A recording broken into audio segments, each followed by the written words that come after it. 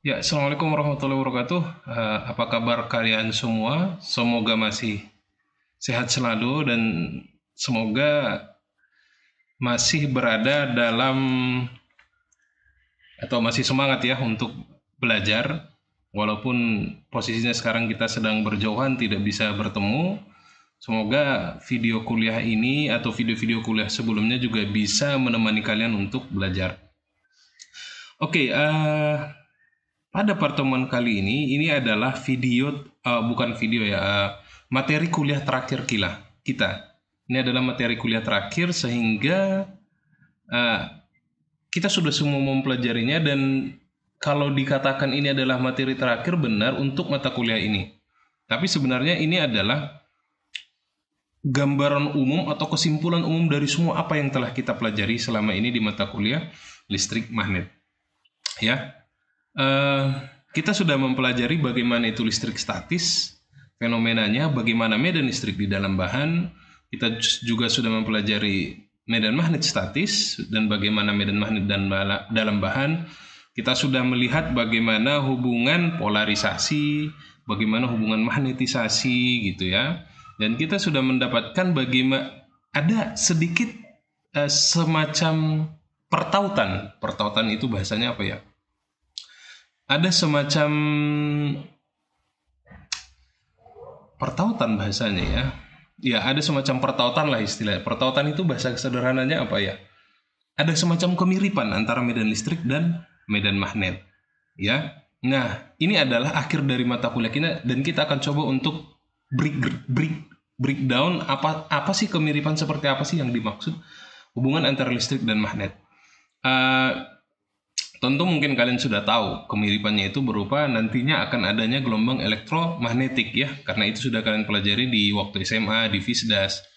Tapi di mata kuliah ini kita kan mulai berangkat dari nol ya, di mana kita belum ada hubungan antara listrik dan magnet.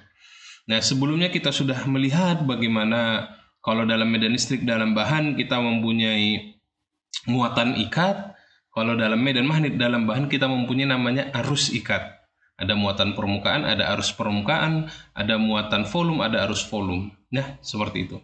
Oke, jadi di sini kita coba review lagi apa-apa saja yang sudah kita dapatkan.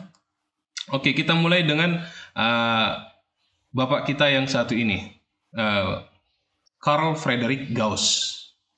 Oke, Gauss ini seorang bukan fisikawan ya, dia matematikawan.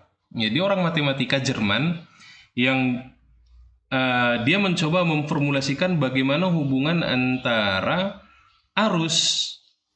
antara medan listrik dengan muatan. Jadi dia melihat bagaimana muatan di sekitar permukaan konduktor ya. Jadi apa yang sudah kita dapatkan dari Carl Friedrich Gauss ini adalah kita punya divergensi dari E itu sama dengan apa? Ya, rho per epsilon 0, dengan rho ini adalah rapat muatan di permukaan ya.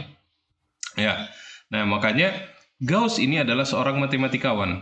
Ya, jadi di sini nanti kita akan melihat bagaimana hubungan antara matematikawan dengan orang fisika. Dengan fisika. Jadi banyak sebenarnya di kasus-kasus di fisika, banyak sekali justru yang membuat fisika itu indah adalah orang matematika. Ya. Kalau bahasa sederhananya mungkin kita punya bahasa Indonesia, yang membuat bahasa Indonesia itu indah adalah orang sastrawan. Nah, kalau di fisika sastrawannya itu ya orang matematika yang membuat indah. Oke, ya seorang Jerman ya. Nah, dia ini kan eh, di sini dia menjelaskan bagaimana nantinya mencari medan listrik dari permukaan-permukaan yang simetri. Ya, maka kita dapat divergensi E-nya. Oke, ini kita buat dalam bentuk divergensi ya. Kalau mau buat dalam bentuk integral, E dot dA ya. Integral E dot dA sama dengan key enclosed gitu ya. Dimana key enclosed itu adalah muatan yang diselimuti oleh permukaan Gauss. Nah, ingat, permukaan Gauss itu kan sebenarnya adalah permukaan yang abstrak. Jadi dia tidak ada, hanya imajinasi aja gimana memudahkan mencari medan listrik. Ya, itu ya. Masih ingat ya hukum Gauss.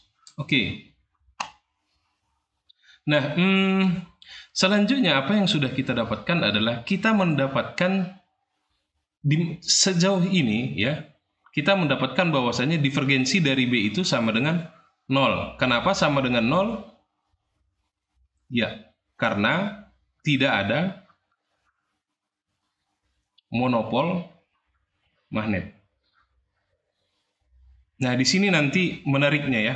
Ini nanti menarik banget nih. Kenapa di elektromagnetik klasik tidak ada monopol magnet? Nanti ketika kita membahas di quantum electrodynamics ternyata ada monopol magnet. Tapi oke, nanti. Nah, sejauh ini, sejauh ini kita telah mendapatkan divergensi dari B itu sama dengan 0. Artinya tidak ada monopol magnet. Penemunya siapa? Kalau di beberapa buku mah ini disebut no name ya. No name artinya tidak diketahui siapa yang menentukan ini, karena sejauh pada saat itu memang tidak ada monopol magnet secara eksperimentalis, dan saat itu secara teoritis belum ada. Nah, nanti kita akan bahas ya. Kita akan bahas ini. Ini adalah pertanyaan yang cukup menarik ya. Oke. Ya, selanjutnya kita bahas ya ini Pak Michael Faraday, British ya, orang Inggris. Kalau dilihat dari tahunnya, mereka hidup sezaman ya. Ya, mereka hidup sezaman. Nah, Faraday ini sebenarnya cukup menarik juga ya. Dia backgroundnya bukan orang fisika. Ya, dia backgroundnya bukan orang fisika, tapi melainkan seorang teknisi teknisi listrik lah. Artinya dia bekerja di toko listrik ayahnya kalau tidak salah ya. Terus juga dia punya background bekerja di ya semacam kita mungkin di toko emas. Pekerjaannya adalah untuk melapisi emasnya ya. Kerjanya Pak Faraday ini. Nah, jadi dia seorang tech engineer lah istilahnya ya kalau sekarang. Hanya saja dia adalah orang yang pertama kali mengamati bagaimana ya, masih ingat ya, adanya perubahan medan magnet menghasilkan medan listrik. Ya, masih ingat ya, kita punya rotasi E itu tercipta ketika apa? Ketika adanya perubahan medan magnet. Artinya ya medan listrik itu tercipta apabila adanya perubahan medan magnet. Minus ini kemarin karena apa? Ya hukum Lenz ya, hukum Lenz. Nah, ini adalah hukum Faraday yang kita temukan. Dan ini lumayan menarik ya. Di sini sebenarnya mulai kelihatan bagaimana hubungan antara medan listrik dan medan magnet. Nah, ada beberapa fisikawan yang juga menjelaskan fenomena-fenomena seperti ini. Yang kita bahas sebelumnya adalah bagaimana Biot-Savart ya, bagaimana Coulomb, mereka itu adalah orang-orang fisikawan eksperimen ya. Coulomb, terus Biot-Savart, Ørsted, nantinya mereka adalah fisikawan. Nah, Faraday ini sendiri sebenarnya bukan orang fisika ya. Oke, kita dapatkan ini sebelumnya. Nah, selanjutnya kita bahas André-Marie Ampère ya. Dari namanya tahu orang mana? Ya, orang Prancis ya. Lah, hidup tahun 1735 sampai 1836. Lihat, mereka ini sezaman. Ya, hidup sezaman. Oke, nah, Ampère ini apa yang dia dapatkan? Ya, hukum Ampère ya, hukum Ampère. Saya dapatkan rotasi B sama dengan mu0 J. Artinya apa? Adanya arus ikat menghasilkan medan magnet ya. Nah, ini atau ya, masih ingat kita punya kawat yang dialiri arus listrik ya, arus listrik, maka di sekitar kawat tadi menghasilkan medan magnet ya. Ini yang disebut dengan hukum Ampère. Kita menggunakan loop Ampère, bisa berupa lingkaran, bisa berupa persegi ya, loop Ampère. Kalau di sini tadi permukaan ya, permukaan Gauss bisa berupa bentuk bola, silinder, dan kubus ya.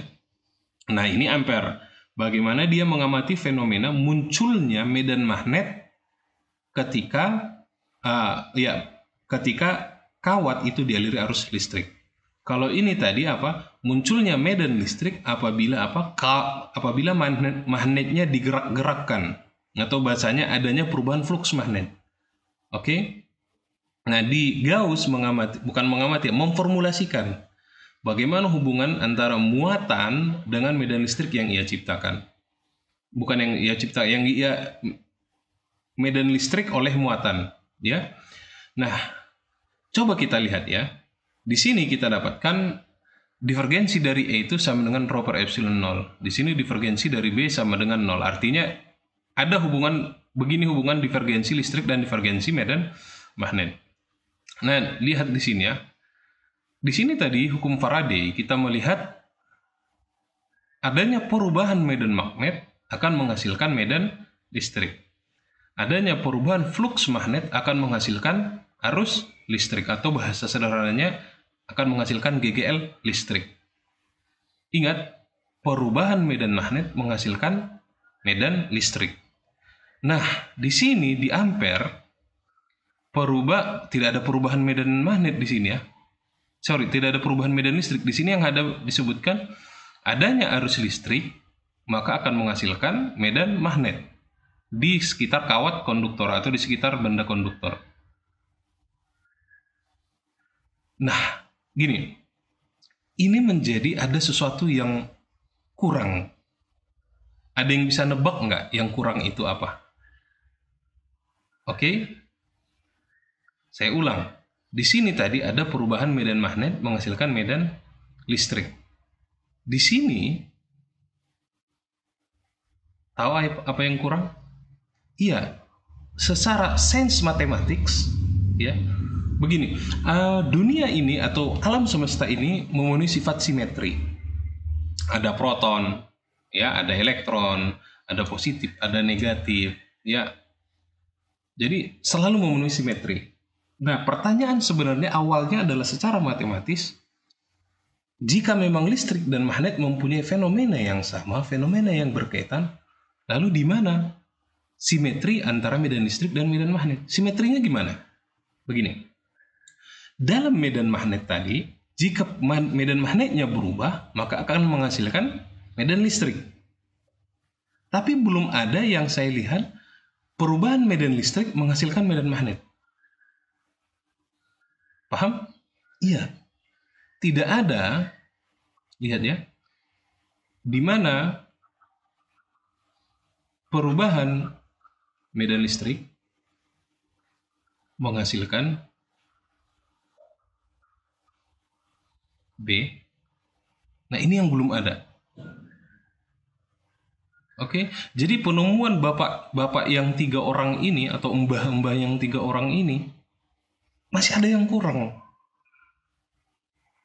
Oke, masih ada yang kurang. Kurangnya di mana ini? Kok nggak ada ya? Oke, di sini ada perubahan medan magnet menghasilkan medan listrik. Lah, perubahan medan listrik menghasilkan medan magnet nggak? Nah, itu pertanyaannya sekarang. Paham? Karena di sini belum ada yang ngejelasin. Jadi, nah, saat itu, perhatikan, saat itu, ya, makanya dalam hubungan antara medan listrik dan medan magnet itu masih terpisah. Masih ada pemisah. Jadi ini masih belum berkaitan semua. Ini hanya akan berkaitan jika pertanyaan kita ini terjawab. Dan pada saat itu tidak ada yang mungkin tidak ada yang mempermasalahkannya. Karena lihat mereka hidup semasa, jadi saya punya fenomena fisik seperti ini, saya jelaskan secara matematis dan itu bertahan secara matematis, oke, itu bisa dipakai. Gitu ya. Oke, nah sekarang kita lihat. Ini adalah latar belakang bagaimana suatu revolusi dalam fisika itu terjadi. Di mana ini adalah jembatan kita dari fisika klasik menuju ke fisika kuantum. Ini adalah jembatan. Ya, jembatan ini dalam tanda kutip ya, baik itu kalian artikan secara letterlet ataupun secara kiasan. Ya. Jadi saat itu belum ada elektromagnetik, itu nggak ada, itu belum ada di masa mereka ini. Jadi mereka ini hanya menjelaskan medan listrik, medan magnet, belum ada yang bisa menghubungkan. Nah, oke, bisa ya, paham ya latar belakangnya. Saya perlu menjelaskan ini semua, menceritakan ini semua karena ini adalah pertemuan terakhir, jadi kita harus having fun di sini. Oke. Nah, apa yang menjadi keresahan ini ternyata bisa dijawab oleh seorang matematikawan yang hidup hampir beda generasi ya. Jadi mungkin kalau kita ini adalah anaknya mereka lah istilahnya, anaknya mereka. Siapa dia? Seorang matematikawan asal Skotlandia. Dia bernama James Clerk Maxwell. Ini adalah seorang matematikawan. Dan ini merupakan, ya dikatakan salah satu fisikawan hebat sepanjang sejarah. Bukan fisikawan, matematikawan dan fisikawan tentunya. James Clerk Maxwell. Lihat hidupnya. Jadi dia masih sempat ketemu dengan Faraday nantinya di London. Nah, Maxwell ini nanti akan menjelaskan ke Faraday bagaimana adanya simetri dalam medan listrik dan medan magnet. Jadi kuncinya di sini adalah simetri. Jadi Maxwell lah orang pertama yang menghubungkan medan listrik dan medan magnet. Bagaimana dia menghubungkan itu? Yaitu dengan merevisi persamaan ampere tadi. Lihat, kita tadi punya beberapa hukum, yang keempat hukum ini belum berkaitan. Nah, Maxwell lah orang yang mengaitkan itu dengan apa? Dengan dia nantinya memperbaiki persamaan ampere. Merevisi persamaan ampere. Tapi revisinya, jadi itu kalau bahasa sederhananya itu, orang punya persamaan-persamaan, hasil-hasil, yang mana hasil mereka itu, kamu tahu bahwasanya hasil tersebut saling berkaitan. Namun, ternyata mereka belum menyadari itu. Kamulah yang memperbaiki itu. Kamulah yang menyatukan keempat persamaan ini. Lalu kamu revisi sedikit, maka itu disebut dengan persamaan Maxwell. Ya, atau bahasa sederhananya sebenarnya Maxwell itu ini adalah unified teori atau equation ya. Ya, penggabungan persamaan oleh Maxwell. Jadi dia menggabungkan persamaan aja dan dia merevisi. Tapi penggabungannya itu memberikan dampak yang luar biasa pada kemajuan nantinya. Oke, Maxwell lah yang pertama kali menyampaikan adanya gelombang elektromagnetik yang bisa merambat pada tanpa medium. Oke. Nah, Maxwell ini memberikan teori ya. Teorinya apa? Adanya gelombang EM. Nah, gelombang EM ini nanti baru bisa dideteksi oleh siapa? Oleh Hertz pada tahun 1888. Artinya setelah Maxwell meninggal, baru bisa dideteksi bahwasanya benar ada gelombang elektromagnetik itu. Sama seperti Einstein. Einstein pada saat itu merumuskan adanya medan gelombang gravitasi. Einstein hidup di tahun 1900-an ya. Dan ternyata gelombang gravitasi itu baru ditemukan 100 tahun setelah Einstein meninggal. Setelah Einstein memformulasikan hukum gravitasi Einstein. Itu ya, gravitasi Einstein. Nah, jadi sama kasusnya di sini, Maxwell dan Einstein. Jadi, iya benar. Nah, apa penemuan terbesar dari Maxwell ini? Penemuan terbesar dari Maxwell sebenarnya bukan persamaan Maxwell itu sendiri. Ya, jadi di sini menarik lagi. Penemuan terbesar Maxwell adalah bagaimana